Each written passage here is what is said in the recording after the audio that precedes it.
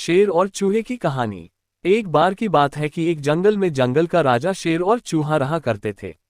एक बार जब शेर गहरी नींद में सो रहा था तब एक चूहा बिल से निकलकर शेर के ऊपर उछल कूद करने लगा।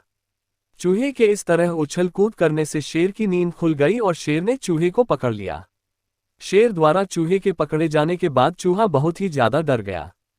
चूहे को डरा देखकर शेर ने कहा कि तुमने मेरी नींद खराब की है, अब मैं तुम्हें खाकर अपनी भूख मिटाऊंगा।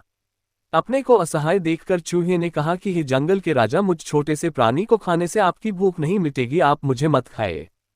हे शेर राजा, मैं विनती करता हूं कि आप मुझे छोड़ दो, यदि कभी आपके ऊपर कभी कोई मुसीबत आती है तो मैं आपकी मदद कर सकता हूं।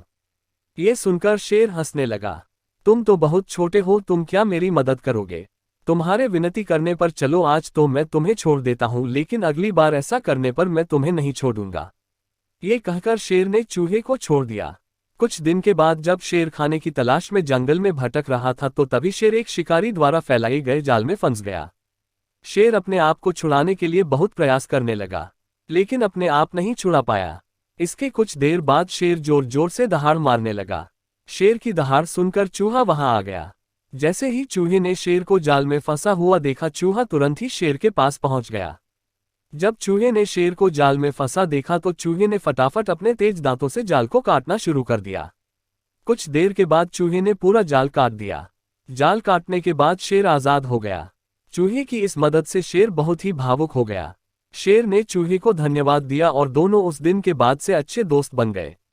कहानी की सीख। इस कहानी से हमें ये सीख मिलती, सिर्फ शरीर के आधार पर किसी को छोटा या बड़ा नहीं समझना चाहिए।